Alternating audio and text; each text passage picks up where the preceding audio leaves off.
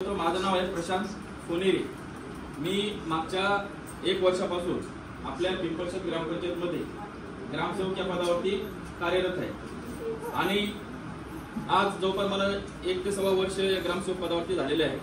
आणि आज आपला 8 मार्च 2025च्या अनुषंगाने आज आपण इथं महिला ग्रामसभा बोलवण्यात आलेली होती। या महिला ग्रामसभेसाठी आपल्या ग्रामपंचायतचे सरपंच मान्य दिनेश जाधव यांनी चांगल्या पद्धतीने आपल्याला संबोधन केलेले, प्रस्तावना सांगितलेली आहे। महिला दिन नेमका कशासाठी साजरा करतो आपण, महिला दिन साजरा करण्यामागचा उद्देश काय, यासाठी त्यांनी आपल्याला सगळ्या ग्रामस्थांना मार्गदर्शन केलेलंच आहे। त्याच पद्धतीने काही अनावश्यक जे जाचक प्रथा आहेत त्याच्याबद्दल सुद्धा त्यांनी चांगल्या पद्धतीने मार्गदर्शन केलं। महिला ग्रामसभेचे जे काही आपले 5 विषय होते ते 5 विषयाच्या संदर्भात देखील त्यांनी चांगल्या पद्धतीने आपल्याला इथे मार्गदर्शन केलेले आहे। तर आज आपल्याकडे जो महिला दिन साजरा केला जातोय, आज आपल्या ग्रामपंचायतीचा महिला दिन साजरा करण्याचा उद्देश हाच आहे। महिला ग्रामसभा बोलवण्याचा उद्देश पण हाच आहे की महिला सक्षमीकरण करणे। काय? महिला सक्षमीकरण करणे हा आपला पहिला सगळ्यात महत्त्वाचा विषय आहे। आता तुम्ही बघा, जगामध्ये आता बघतो आपण, जगामध्ये जो 195 देश आहे, या 195 देशामध्ये तुम्हाला सगळ्यांना माहिती आहे आज तिथल्या महिलांची स्थिती कशी आहे आणि आज आपल्या आदिवासी भागातल्या महिलांची स्थिती कशी आहे। बरोबर आहे, खरंच कळतो असेल ना तुम्हाला। बरोबर, आज जगामध्ये अशा एक आहेत, अमेरिकेमध्ये अशा एक महिला आहेत की ज्या आकाशामध्ये जाऊन, अंतराळामध्ये जाऊन तिथं संशोधन करतायत, पृथ्वी कशी फिरते, पृथ्वीवरती काय काय आहे, हवामान कसं बदलते, वेगवेगळे ग्रह तारे कसे काम करतायत, त्यांच्यामध्ये मानव वस्ती राहू शकते का नाही राहू शकते, यासाठी संशोधन करण्यासाठी आपल्यातल्या तुमच्यातल्या ज्या महिला आहेत त्या अभ्यास करून, शिक्षण घेऊन अंतराळात जाऊन संशोधन करतायत।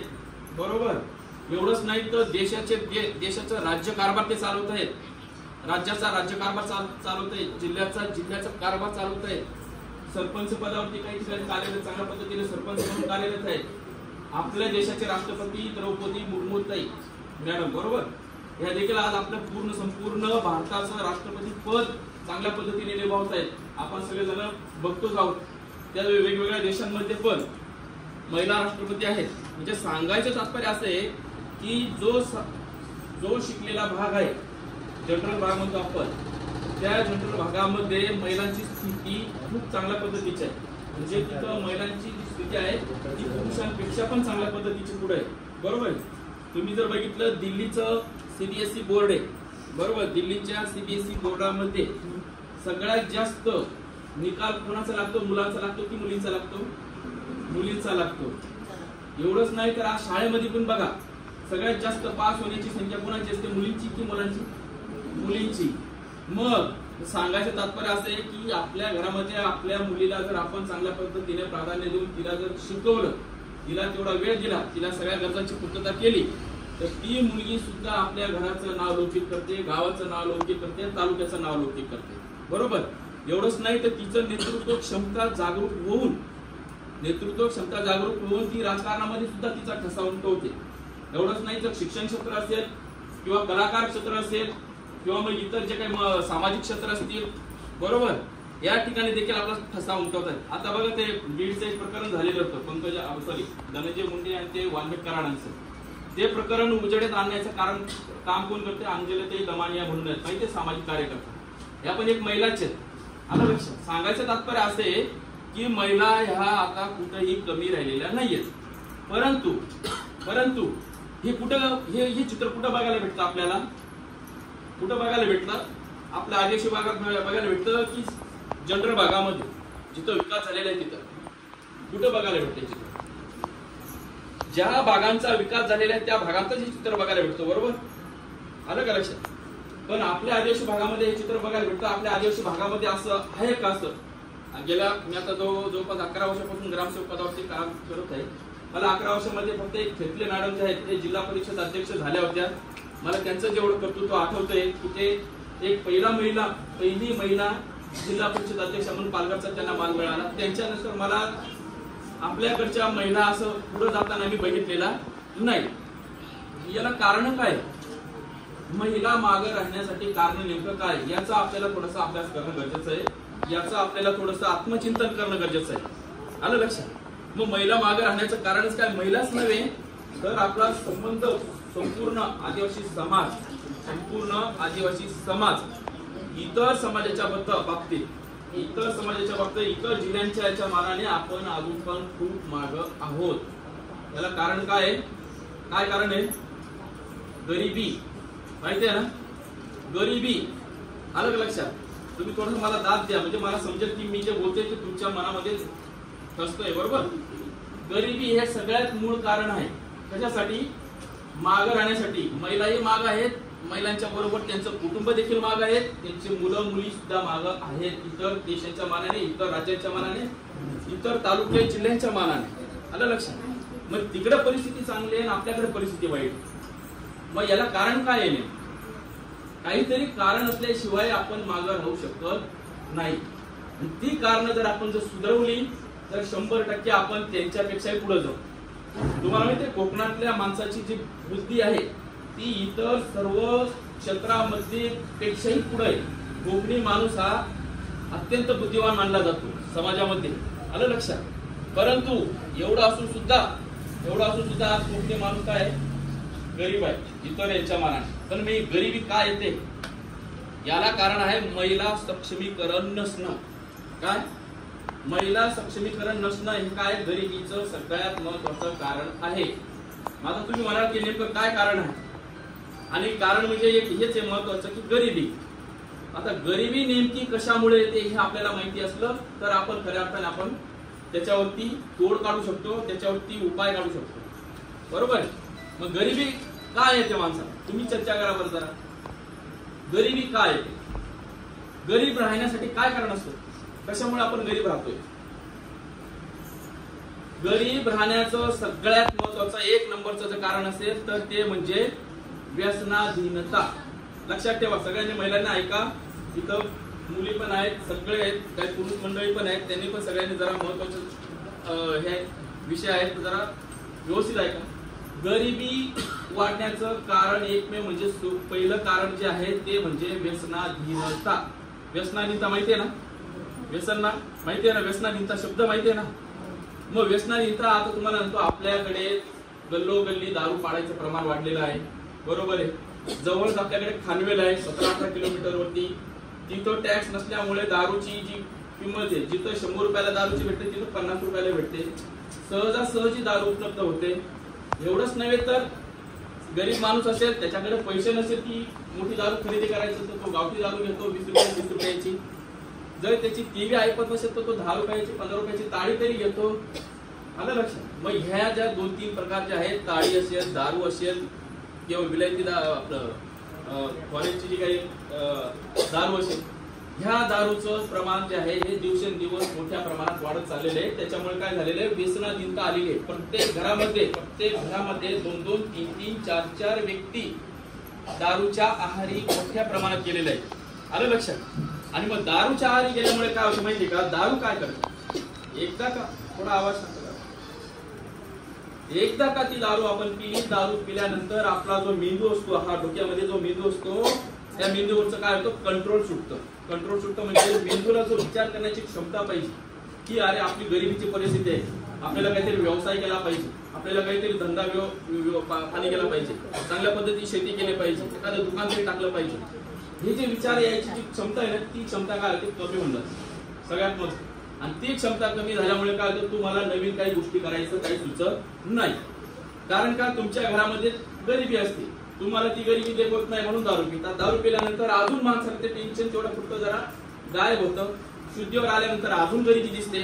पोराच्या अंगावरती कपडे नसतात, शाळेला त्यांच्याकडे फी भरायला पैसे नसतात, महिलाच्या अंगावरती चांगल्या पद्धतीची साडी नसते, तिला गरजा पूर्ण करायच्या त्या पूर्ण राहत नाही, घरामध्ये खाण्यासाठी अन्न धान्य ते कमी राहतं, शेतीला काहीतरी व्यवसाय करायचा म्हणून तिथं पैसे नाही राहत, भांडवल नाही राहत, धंदा पाणी व्यवसाय करायचा असेल तर तिथं भांडवल नाही राहत. या सगळ्या गोष्टी परत आपल्याला ती गरिबी डोळ्यासमोर दिसते. ती गरिबी घालवण्यासाठी परत दारू पितो आणि दारू पिऊन आपण काय करतो? व्यसनाधीनता वाढवतो. लक्षात? सगळ्यांनी लक्षात घ्या. आणि मग ही व्यसनाधीनता वाढल्यामुळे काय झालेले आहे? ही व्यसनाधीनता वाढल्यामुळे इकडे लक्षात द्या, ही व्यसनाधीनता वाढल्यामुळे घरामध्ये पैशांची कमतरता जाणवते. बरोबर आहे ना? पैशांची कमतरता जाणवते आणि त्याच्यामुळे काय होते? गरिबी येते. हे झालं काय झालं? पहिलं कारण. मग आपण काय केलं पाहिजे? व्यसनाधीनता वाढवली पाहिजे का कमी केली पाहिजे? कमी केलं पाहिजे. मग आपण जो सर्वसाधारण समाज आहे, नाशिकचा असेल, पुण्याचा असेल, ठाण्याचा असेल, मुंबईचा असेल, इकडे बघा, मग त्या समाजातले लोक, तिकडची लोक, त्या शहराकडची लोक ती श्रीमंत आहेत, महिला पण श्रीमंत, पुरुष पण श्रीमंत, आणि आपण कमी. तिकडे काय? तिकडे दारूचं प्रमाण कमी आहे असं नाही, पण ते लिमिटेड आहे. एन्जॉय म्हणून ते दारू वगैरे पितात, पण आपण व्यसनाधीनता करणे म्हणून दारू पितो.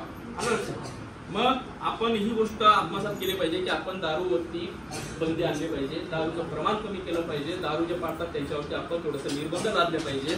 ही गोष्ट जर आपण केली, किंवा आपल्या घरामध्ये पुरुष असतील, आपली मुलं असतील, त्यांना दारू पिण्यासाठी थोडंसं आपण वंचित केलं पाहिजे, त्यांना थोडंसं परावृत्त केलं पाहिजे. ही गोष्ट आपण केली, व्यसनाधीनता जर आपण सोडवली तर 100% आपलं बऱ्यापैकी गरिबी कमी होण्यासाठी कारण. हे झालं पहिलं कारण गरिबीचं. दुसरं कारण काय? वेळेचा सदुपयोग न करणे. काय?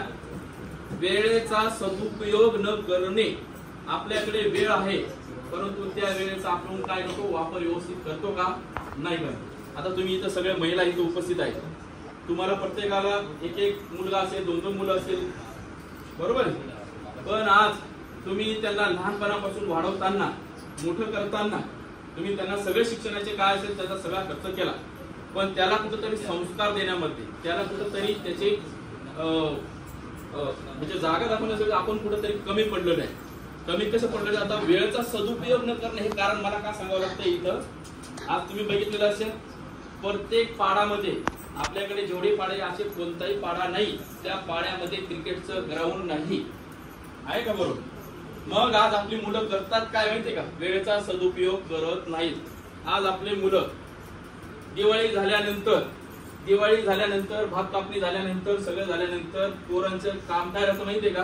क्रिकेटचं ग्राउंड तयार करायचं, क्रिकेटच्या सीमा तयार करायच्या, क्रिकेटच्या टीम तयार करायच्या, आणि 4 ते 6 महिने त्या क्रिकेटच्या याच्यामध्ये पूर्ण वेळ घालवायचा.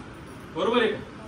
आणि मग हा वेळ घालवल्यामुळे काय होतं? त्या व्यक्तीकडे रोजगाराची हे राहत नाही, काम धंदा राहत नाही, आणि त्याच्यावरती क्रिकेट खेळल्यामुळे त्याला काही पैसे येतात असंही काही नाही.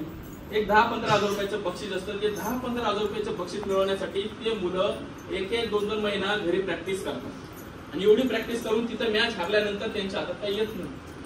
आणि मॅच हरल्यानंतर एवढं सगळं करून त्या 6 महिने वाया घालवल्यानंतर तो माणूस काय करणार? कुठून पैसा आणणार? आणि अशा मुलांची जर लग्न झालेली असतील, तर त्या त्यांचे कुटुंब कशा पद्धतीने चालू शकतील का? बरोबर.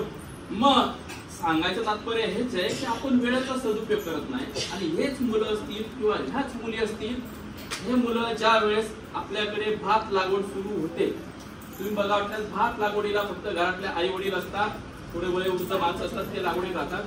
एक तर तुम्हाला एकही मुलगा तिथं सापडणार नाही जो चांगल्या पद्धतीने थोडंसं संस्कार असेल, त्याला आईबापांची जाणीव असेल, तो तिथं भात लागवडीला सापडेल. नाही तर कोणीही भात लागवड करताना मला दिसत नाही आजपर्यंत, एक पण तरुण मुलगा मला दिसला नाही. बरोबर. एवढंच नाही तर भात कापणीला सुद्धा बघा तुम्ही, सगळ्यात मग तुमचे फक्त वयोवृद्ध जे माणसं आहेत घरातले तेच फक्त तिथं सापडतील. भात कापणीला पण मुलं सापडणार नाही का मुली सापडणार? बरोबर. मग आपण हे कुठेतरी आपण कमी पडलो आहोत का? आपल्या मुलांना घडवण्यासाठी आपण कुठेतरी कमी पडलो आहोत? या गोष्टीचं आपण थोडंसं काय केलं पाहिजे? मंथन केलं पाहिजे. मग आपली मुलं बघा सगळा वेळ कसा घालवतायत? पूर्ण वेळ वाया घालवतायत. ना शिक्षणामध्ये वेळ देत आहेत, ना कशामध्ये वेळ देत आहेत का? शिक्षण पण चांगल्या पद्धतीचे करत नाही. बरेचसे मुलं बघा तुम्ही, 12वी झालेले मुलं आहेत, 12वी एकदा का 12वी झाली की तो मुलगा कुठेतरी छोट्या मोठ्या कंपनीमध्ये 8-10 हजार रुपयाच्या कंपनीमध्ये कामाला जातो. पण तोच मुलगा जर व्यवस्थित अभ्यास केला असता, चांगल्या पद्धतीने इंजिनिअरिंगचं कॉलेज केलं असतं किंवा मेडिकलचं शिक्षण घेतलं असतं, MPSCचा अभ्यास केला असता, तर तो मोठा साहेब झाला असता, अधिकारी झाला असता, एखाद्या मेडिकलच्या याच्यामध्ये गेला असता तर तो डॉक्टर झाला असता चांगल्या पद्धतीचा मोठा. पण ही गोष्ट होते का? नाही. पोरं कशामध्ये वेळ देत आहेत? क्रिकेट आणि इतर काही जे खेळाचे साधन त्याच्यामध्ये वेळ देत आहेत. त्याच्यामुळे प्रगती काय होते? आपली दिवसेंदिवस गरिबीची होत चाललेली आहे. मी सुरुवातीला सांगितलं, पहिलं आपलं जे गरिबीचं कारण आहे आदिवासी भागातलं व्यसनाधीनता. दुसरं जे कारण आहे वेळेचा वापर न करणे. ऐका नाही तुम्ही, दुसरं कारण मगाशी सांगितलं, वेळेचा वापर न करणे ही आपली सगळ्यात मोठी शोकांतिका आहे. ह्या दोन गोष्टीवरती आपल्याला काय करायचंय, प्रतिबंध आणायचंय, आपल्याला थोडंसं प्रबोधन करायचंय घरामध्ये. आलं लक्षात? या दोन गोष्टी मी सांगितल्या. त्याच्यानंतर तिसरी गोष्ट अजून एक सांगतो. तिसरी गोष्ट गरिबी येण्याचं कारण काय माहितीये का? पैशांचा योग्य वापर न करणं. काय सांगितलं मी? पैशांचा योग्य वापर न करणं हे तिसरं कारण आहे आपल्या आदिवासी भागामधली गरिबी वाढवण्याचं. आता पैशाचं कसं काय, कारण कसं काय होऊ शकतं? आता तुमच्या घरामध्ये मुलं आहेत, बरोबर आहे. मला माहित नाही तुमच्या कोण कोण मुलं आहेत, मी त्यांना ओळखत पण नाही, काय नाही. पण मी इथल्या परिस्थितीचा अभ्यास केलाय, त्याच्यावर मी तुम्हाला सांगतोय. तुमच्या घरामध्ये जी मुलं आहेत, ज्या मुली आहेत, त्या कुठं कामाला आहेत? सेलवासला कामाला आहेत. कोणी तिकडे आपलं वसई विरारला किंवा आपला या ठिकाणी ज्या कंपन्या आहेत त्या कंपन्यांमध्ये कामाला आहेत. कामाला त्यांना तिथं किती पगार दिला जातो? किती दिला जातो एक अंदाज सांगा मला तुम्ही. 15 ते 20 हजार रुपये पगार दिला जातो.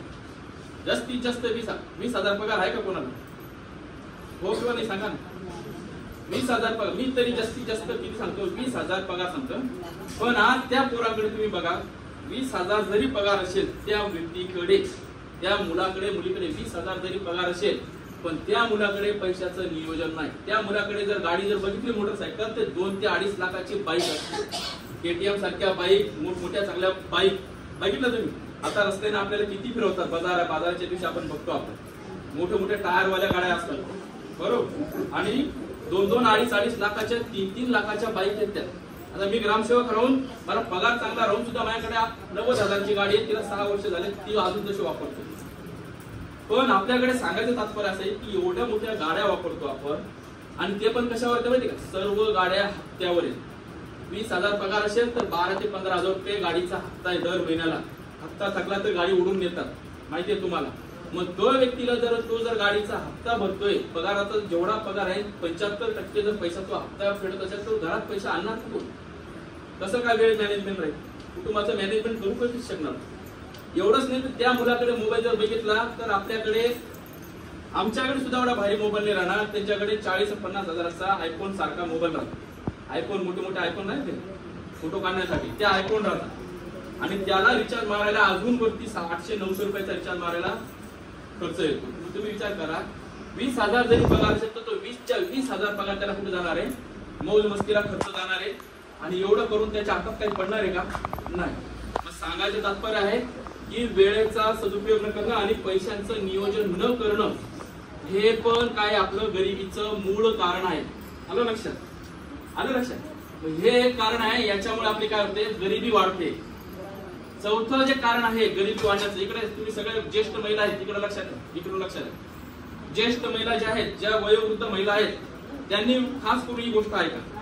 कारण ह्या ज्या प्रथा आहेत ह्या तुमच्यापासून चालत आलेल्या आहेत आणि तुम्ही सुरुवात केल्यामुळे, तुम्ही ह्या प्रथा सुरू केल्यामुळे तुमच्या पुढच्या पिढींना ह्या भोगावा लागत आहे.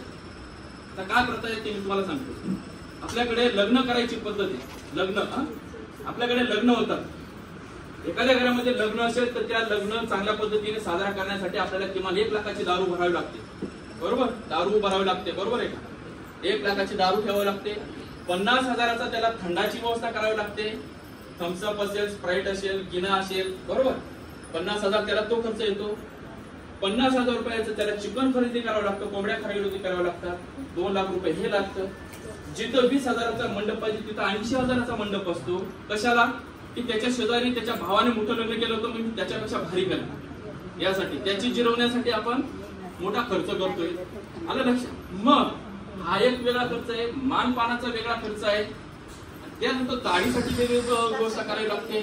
त्यानंतर आपल्याला गावठी दारूसाठी वेगळी व्यवस्था करावी लागते. आणि दारू भरून आणण्यासाठी खानवेलवरून ट्रकच्या ट्रक आपल्याला कुठेतरी उतरावा लागतो.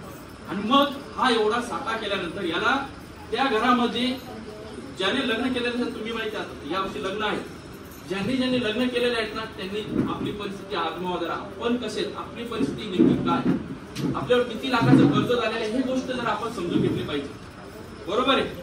आज प्रत्येक घरामध्ये 5 ते 6 लाख रुपये आपल्याला कशाला निव्वळ लग्न करायला लागून जात आहे. आणि ऐका ना, हे लग्न काढल्यानंतर, हे लग्न संपल्यानंतर ते कर्ज फेडायला आपल्याला किमान 10 वर्ष लागतात. हे खोटं आहे का? किमान 10 वर्ष आपल्याला ते कर्ज फेडण्यासाठी आपल्याला लागतात. घरामध्ये एक मुलाचं लग्न केल्यावर असं होतं, घरामध्ये 4 मुलं असतील, 2 मुलं किंवा 2 मुली असतील, 4 लग्न केल्यानंतर त्या व्यक्तीची परिस्थिती कशी होणार? सर्वसाधारण होणार ना, तो गरीबच राहणार ना, गरिबीतून पुढे येणार का? तुम्ही त्या मानाने जो जनरल भाग आहे आमच्या सारख्या, तिथं थंडाची व्यवस्था नाही राहत, दारू नाही राहत, चिकन मटन नाही राहत, साध्या पद्धतीचे जेवण राहतं, 4-5 पदार्थ राहतात, त्याच्यामध्ये लग्न होतं. तुम्ही 80-90 हजारचा मंडप वापरतात, आमच्याकडे 20 ते 30 हजारामध्ये शॉर्टकट मध्ये लग्न करून मोकळं होतात. आणि जो पैसा राहतो तो त्यांना कुटुंबाला वापरायला मिळतो. जो पैसा शिल्लक राहतो त्या पैशातून त्या मुलीच्या अंगावरती 2 तोळे 4 तोळे सोनं करून देतात. तोच त्या सोन्याचा फायदा भविष्यात 5 वर्षात 10 वर्षात एखादा ब्लॉक घ्यायचा असेल, बंगला घ्यायचा असेल, जागा घ्यायची असेल, गाडी घ्यायची असेल, एखाद्याला नोकरीला लावायची असेल, तर त्यासाठी ते सोनं कामात येतं. पण आपल्याकडे ही परिस्थिती होते का? मग आपल्याकडे गरिबी येण्याचं कारण काय? अजून आपल्याकडे ज्या काही जुन्या प्रथा चालू ठेवलेल्या आहेत त्या जुन्या प्रथा आपण कमी करण्याऐवजी काय करतोय, अजून त्याच्यामध्ये भर घालतोय. त्यांनी 40 हजारची दारू भरली ना, मी 80 हजाराची भरली. त्याने 20 हजाराचा मंडप लावला तर मी 80 हजाराचा लागेल. आलं लक्षात? आपण काय करतोय? कॉम्पिटिशन करतोय. काय करतोय? कॉम्पिटिशन करतोय की याच्यापेक्षा माझं भारी कसं राहणार, याच्यापेक्षा माझं भारी कसं राहणार, म्हणून आपण त्याची जिरवण्यासाठी आपण सगळ्या गोष्टी करतोय. परंतु आपण ही गोष्ट करत, तुम्हाला माहितीये ह्या वर्षी तुम्ही ज्या लग्नाला भेट दिली, आलं लक्षात, ह्या वर्षी तुम्ही ज्या लग्नाला भेट दिली किंवा तुमच्या लग्नाला ज्या कोणी भेट दिली त्यांना 3 वर्षानंतर विचारा, तू माझ्या लग्नात आला होता का नाही? त्याला आठवत नाही. आलं लक्षात? आपल्यालाही आठवत नाही की आपण याच्या लग्नात गेलो होतो का नाही गेलो. एकदा का लग्न करून आलं, लग्न करून आल्यानंतर आपण ती गोष्ट विसरून जातो. आलं लक्षात? 1 दिवसाचं लग्न असतं, पण 1 दिवसाच्या लग्नासाठी आपल्याला पुढचे 10 वर्ष आपल्याला ती परिस्थिती भोगायला लागते, ते कर्ज फेडावं लागतं आपल्याला. ही परिस्थिती आपल्याला बदलायची असेल तर आपल्याला काय करावं लागेल? जुन्या ज्या चालीरीती आहेत, ज्या वाईट चालीरीती आहेत, याला चांगल्या म्हणता येऊ शकणार, याला चांगल्या चालीरीती म्हणता येऊ शकणार नाही. ह्या गरीब वाढवण्याचं कारण आहे. आलं लक्षात? ही प्रथा आपण कुठेतरी कमी केली पाहिजे. बरोबर? हे झालं गरिबी वाढण्याचं कारण. पहिलं कारण कोणतं सांगितलं? व्यसनाधीनता. दुसरं सांगितलं वेळेचा सदुपयोग न करणं. तिसरं सांगितलं पैशांचा वापर योग्य न करणं. चौथं कारण मी सांगितलं, काय सांगितलं? ज्या जुन्या चालीरीती आहेत त्याच्यामध्ये थोडासा काहीतरी बदल केल्याशिवाय पर्याय नाही. जर तुम्ही बदल केला नाही नवीन पिढीने तर तुम्हाला याच्याहून वाईट दिवस येतील. आलं लक्षात? ही चौथी पण. आणि 5वा जो प्रकार आहे तो म्हणजे 5वा जो प्रकार आहे गरिबी वाढण्याचा, तो म्हणजे इकडे बघा आजी, तुमच्या महत्वाचा विषय तुमच्यासाठी. आता तुम्ही ज्येष्ठ आहेत, तुम्हाला या सगळ्या गोष्टी समाजात बसून ह्या सांगायच्या आहेत पुढच्या पिढीला की बाबा आम्ही ह्या ज्या काही गोष्टी केलेल्या आहेत त्याच्यावरती आता थोडंसं आपण विचार करूया आणि आपली परिस्थिती आता आपण बदलूया. याच्यावरती तुम्हाला बोलायचं आहे भविष्यात तुमच्या घरी जाऊन. पण 5वी जर चूक आहे, 5वी जर वाईट प्रथा आहे ती म्हणजे काय माहिती का? लवकर लग्न करण्याची प्रथा. लवकर लग्न म्हणजे बालविवाह पद्धत. आता तुम्हाला सांगतो, आता आमच्याकडे जो जनरल भाग आहे, आमच्याकडे मुलीचं शिक्षण 12वीला होतं. 12वीला तृतीय मुलीचं वय असतं 18 वर्ष. 18 वर्ष संपल्यानंतर मुलगी 13वी 14वी 15वी करते, म्हणजे त्याला FY BSc किंवा BSc आपण म्हणतो ते करतात. काही जण मेडिकलच्या शिक्षण करतात, काही जण फार्मसीच्या शिक्षणाला जातात, काही इंजिनिअरिंगच्या शिक्षणाला जातात. आणि 12वी झाल्यानंतर पुढे 4 वर्ष ते शिक्षण घेतात. 4 वर्ष शिक्षण घेतल्यानंतर एखाद्या चांगल्या कंपनीमध्ये 1 लाख 1.5 लाख पगार असेल त्या कंपनीमध्ये नोकरी लागतात. मुलं असतील मुली असतील किंवा चांगल्या पद्धतीने एखादा ऑफिसर बनतात, सहाय्यक बनतात किंवा एखादा मोठा बिझनेसमॅन बनतो, एखादा उद्योगपती बनतो. आणि मग हे झाल्यानंतर वयाच्या 28व्या वर्षी, वयाच्या 30व्या वर्षी, वयाच्या 32व्या वर्षी मुलं मुली ह्या लग्न करतात. मग आता हे लग्न योग्य आहे की वाईट आहे? उलट काय म्हणजे काय, हे हा जो वयाचं 28व्या वर्ष, 30वं वर्ष, 32व्या वर्ष हे लग्नाचं योग्य वय आहे. आपण मानतो आपल्याकडे काय 16 वर्षाची मुलगी झाली की आपण तिला लगेच व्यवसायाला लागतो लग्नासाठी. मुलगा 19-20 वर्षाचा झाला का आपण त्याचं लग्न कसं होईल आपण लगेच त्याचा प्रयत्न करायला लागतो. आणि मग ऐका ना, लवकर लग्न करण्याचा तोटा काय ते मी तुम्हाला सांगतो. तुमच्यामध्ये लवकर लग्न केल्यामुळे काय होतं? लवकर लग्न केल्यामुळे काय होतं? संसार सुरू होतो. दोघा पती पत्नीचा एकदा संसार सुरू झाला की त्याच्यामध्ये दररोजच्या संसाराला लागणाऱ्या ज्या काही गोष्टी असतील, भाजीपाला असेल, किराणा असेल, ह्या आजारपण असेल, ह्या सगळ्या गोष्टी सुरू व्हायला सुरुवात होते. आणि मग तिथून ती सुरुवात झाल्यानंतर तो मुलगा कुठं शिकणार आहे, ती मुलगी कुठं शिकणार आहे का? नाही शिकणार. ती एकदा संसारात बिजी झाली किंवा तो मुलगा एकदा संसाराला लागला, तो पुढे शिक्षण घेत नाही, तो शिक्षण सोडून देतो, एखाद्या साध्या कुठल्या तरी कंपनीमध्ये काम करतो किंवा एखाद्याच्या दुकानामध्ये हाताखाली काम करतो आणि तो त्याचं गुजारान चालू ठेवतो. आणि म्हणून आपल्याकडे जी गरिबीची परिस्थिती आहे, ही गरिबीची परिस्थिती वाढण्यासाठी हे पण एक मूळ कारण आहे, ते म्हणजे बालविवाहाची पद्धत. बालविवाहाची पद्धत. मग हे जे कारण आहेत, ही जे कारण आहेत, ह्या बालविवाहाच्या पद्धतीमुळे आज आपल्याकडे सगळ्यात जास्त नुकसान होत आहे. आणि बालविवाहाच्या पद्धतीमुळे अजून दुसरं काय, कुपोषणाचे जे प्रमाण सरपंचांनी सांगितलं आपल्याला सुरुवातीलाच, बालविवाह केल्यामुळे कुपोषणाचं प्रमाण वाढतंय. एवढंच नाही तर त्याच्या घरामध्ये दारिद्र्याचं प्रमाण वाढतंय. त्याच्याकडे उत्पन्नाचे दुसरं काही साधन नसल्यामुळे तो रोजगार हमीचं काम करून म्हणा, काहीतरी इकडनं तिकडनं 2 पैसे कसं सुटतील तेवढं बघून आणि तर घरगाडा कसा तरी चालवतंय. पण याला जीवन जगणं म्हणत नाही. हे नुसतं जीवन जगतंय, परंतु याला जे जनरल भागामध्ये मुख्य प्रवाहामध्ये येऊन जसं जीवन जगलं पाहिजे तसं जीवन आपण जगत नाही. आपण अजून पण किड्या मुंग्यांसारखं जगतोय. ह्या जीवन जर आपल्याला बदलायचं असेल तर आपण महिला सक्षमीकरण आपल्याला करणं गरजेचं आहे. ही ग्रामसभा बोलवण्याचा उद्देश हाच होता की तुमच्या मनात थोडीशी जनजागृती निर्माण करावी. आता तुम्ही घरी गेल्यानंतर या गोष्टीवरची चर्चा करणं गरजेचं आहे. रोजगार हमीच्या कामावरती तुम्ही सगळेजण एकत्र येतात किंवा इतर तुमच्या काही कामं असतात, लग्नाच्या प्रथा असते किंवा इतर काही देव मावल्यांचे कार्यक्रम असतात, तिथे एकत्र येतात.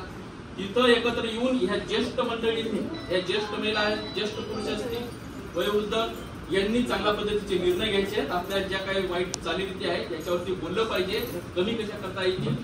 आपल्याकडच्या मुलं जे आहेत, मुलं असतील, मुली असतील, यांना आपल्याला चांगल्या पद्धतीने संस्कारक्षम कसं बनवता येईल हे आपण बघितलं पाहिजे. मी बऱ्याच ठिकाणी बघितलेले, बऱ्याच ठिकाणी 4वी-5वीच्या मुलावरती सुद्धा आई वडिलांचं थोडं पण लक्ष नाही, थोडं पण, की आपला मुलगा शाळेत जातो की नाही जातो याची पण चौकशी करत नाही. मी आता एका ठिकाणी आता हातेरी पण ग्रामपंचायत माझ्याकडे, मी आता 1-2 ठिकाणी असं बघितलं, तिथं अक्षरशः 5वी ते 6वीचे मुलं सिगरेट ओढताना मी बघितले. समोर 5वी ते 6वीचे मुलं सिगरेट ओढताना 3-3, 4-4 मुलं एका ठिकाणी एखाद्या लिंबाच्या झाडाखाली बसतात, सिगरेटचं पाकिट घेऊन येतात, एक थंडा घेऊन येतात आणि तिथं सिगरेट मारताना दिसतात. मी बऱ्याचदा ऐकून मी हटकलेलं आहे. बरं, ही गोष्ट कशामुळे, ते वडिलांचं पण लक्ष नाही, आईचं पण लक्ष नाही. किमान आपल्याकडे मुलगी काय करते, मुलगा काय करतो, शाळेमध्ये त्याला काय शिकवलं जातं याचा गृहपाठ विचारतो का नाही, आपण विचारत नाही. ठीक आहे, मागची जी जुनी पिढी आहे ती अशिक्षित होती, आलं लक्षात, ती अशिक्षित होती, तिला माहित नाही इंग्लिश काय राहतं, मराठी काय राहतं, गणित काय राहतं, तिला घेता ना. पण आता नवीन तरुण आहेत, त्यांचे लग्न झालेले आहेत, त्यांना आता 2री, 3रीला, 4थीला मुलं आहेत, त्यांनी ते तरी बऱ्यापैकी शिकलेले आहेत, ते 10वी 12वी शिकलेले आहेत, बरोबर. पण त्यांनी तरी आता काय केलं पाहिजे, त्यांच्या मुलांकडे लक्ष दिलं पाहिजे, त्यांचे मुलं वाईट मार्गाला जाणार नाही याच्याकडे लक्ष दिलं पाहिजे. या सगळ्या गोष्टीवरती आपण चांगल्या पद्धतीने लक्ष देऊन आपण आपल्या मुलांची एक चांगली पद्धतीने पिढी आपण घडवली पाहिजे. माझं सांगण्याचं तात्पर्य एकच आहे की महिला जे करताना ती पुरुषाला जमू शकत नाही. आलं लक्षात, महिला सक्षम झाल्या तर कुटुंब सक्षम होतं, गाव सक्षम होतं, तालुका सक्षम होतं. म्हणूनच शासनाने हा विचार करून महिलांना ग्रामपंचायतीमध्ये 50% आरक्षण दिलेलं आहे. ग्रामपंचायतीमध्ये 11ची बॉडी आहे, आपल्या 11च्या बॉडीमध्ये 6 महिला आहेत आणि 5 पुरुष आहेत. मग शासनाने हा विचार का केला की ह्या महिला या सक्षम असतात, निर्णय घेण्यामध्ये सक्षम असतात, एखादा त्रास सहन करण्यामध्ये पण सक्षम असतात, स्ट्रॉंग असतात. म्हणून महिला ज्या गोष्टी करतात ना ते पुरुष करू शकत नाही. आणि महिलांनी जो निर्णय एक ठाम जर घेतला आणि तो निर्णय जर त्यांनी तडीच न्यायचं जर ठरवलं तर ते 100% व्यवस्थित पद्धतीने हँडल करू शकतात. बचत गट महिलांमध्ये सक्सेस आहेत की पुरुषांमध्ये सक्सेस आहे? महिलांमध्ये. मग शासनाने हा पण विचार केलेला आहे की महिलांकडे ह्या गोष्टी सोपवल्यानंतर महिला काय करतात, नेतृत्व चांगल्या पद्धतीने करतात. आलं लक्षात. म्हणून आज ह्या महिला ग्रामसभेच्या निमित्ताने मला काही 2 गोष्टी तुम्हाला सांगाव्याशा वाटल्या. ह्या खास करून आपल्याला महिला सक्षमीकरण हा जो काही विषय होता माझा, याच्याबद्दल मला खास सांगायचं होतं तुम्हाला. आणि माझी इच्छा आहे हे मी जे काही तुम्हाला सांगितलेलं आहे आज, हे तुम्ही गावाला जाऊन, तुमच्या पाड्यात जाऊन तुम्हाला इतरांना प्रबोधन करायचंय, याच्यावरती विचार करायचा आहे. जर तुम्ही ह्या ज्या सांगितलेल्या बाबीवरती व्यवस्थित विचार केला, आपली परिस्थिती बदलवली, तर 100% आपल्या कुटुंबाची परिस्थिती गरिबीतून श्रीमंतीकडे जाणार. आलं लक्षात? व्यसनाधीनता कमी करा, त्यानंतर वेळेचा सदुपयोग करा, पैशांचं योग्य नियोजन करा, बालविवाह पद्धत सांभाळा आणि आपल्या लग्नामध्ये ज्या काही वाईट चालीरीती आहेत जुन्या प्रकार त्या आपण कमी करा. ह्या जर गोष्टी जर तुम्ही केल्या व्यवस्थित तर तुमच्या घरातली गरिबी कमी होणार, 100% कमी होणार. जर तुम्हाला जर मूळ प्रवाहात यायचं असेल, मोठ्या प्रवाहात यायचं असेल, ठाणे, मुंबई, नाशिक, पुण्यासारख्या लोकांचं सारखं आपल्याला जीवनमान जगायचं असेल तर आपल्याला ह्या गोष्टीवरती आपल्याला विचार करावा लागणार आहे. मला गॅरंटी आहे की आपण इकडे आदिवासी महिला आहेत, ह्या मनाने खूप स्ट्रॉंग असतात, शरीराने पण आणि मानसिकरित्या पण खूप स्ट्रॉंग असतात जनरल भागापेक्षा. आलं लक्षात? तुमच्यामध्ये जी क्षमता आहे ती इतर कुठं क्षमता नाही. तुम्ही महिला जो निर्णय घेणार तो निर्णय सगळ्या संबंधाला, सगळ्या पुरुषांना पण मान्य आहे, समाजाला पण मान्य आहे. पण यासाठी तुम्ही सगळ्या महिला एकत्र आल्या पाहिजे, महिला सक्षमीकरण केलं पाहिजे आपण. आणि महिला सक्षमीकरणातून ह्या काही गोष्टी आहेत त्याच्यावरती आपण काय केलं पाहिजे, अंकुश ठेवला पाहिजे. ह्या गोष्टी केल्यानंतर 100% तुम्ही गरिबी हटवू शकतात. पुरुष गरिबी हटवू शकत नाहीत, नाही करू शकत. पुरुष व्यसनाधीन राहतात, बऱ्याचशा ठिकाणी आपण बघितलं नाही त्यांच्या तर कंट्रोल होणार. पण महिला जी करू शकते ती पुरुष नाही करू शकत. म्हणून आज आपल्या ह्या ग्रामपंचायतीकडनं ह्या महिला सभा बोलवण्याचा उद्देशच हा होता की जेणेकरून आपल्या महिलांना सक्षम करून त्या त्यांच्या पायावरती उभं राहून त्या स्वावलंबी कशा होतील, जुन्या गोष्टी त्या ज्या आहेत त्या आपल्याला कशा टाकता येतील याच्यावरती व्यवस्थित विचार करतील आणि आपल्या समाजाची प्रगती त्या शून्यातून विश्वाकडे तयार घेऊन जातील. बरोबर? तर आज या कार्यक्रमासाठी आपल्या पिंपळशेत ग्रामपंचायत कार्यक्षेत्रातून जवळपास 14 पाड्यातून मोठ्या संख्येने महिला उपस्थित झालेल्या आहेत. सर्वप्रथम सुरुवातीला मी स्वागत करायचं विसरलो पाहुण्याच्या भरामध्ये. सर्वप्रथम मी तुमचं सगळ्यांचं स्वागत करतो. तुम्ही इथं आले, वेळ दिला आणि 2 गोष्ट माझ्या सांगितले ते तुम्ही ऐकल्यानंतर तुम्ही आशा आहे की तुम्ही त्या घरी जाऊन व्यवस्थित पद्धतीने आत्मसात करा. आणि मी जे काय बोललो, काय चुकीचं बोललो असेल त्याच्याबद्दल मी माफी मागतो. आलं लक्षात? आणि मी माझे इथं 2 शब्द संपवतो. जय हिंद, जय महाराष्ट्र.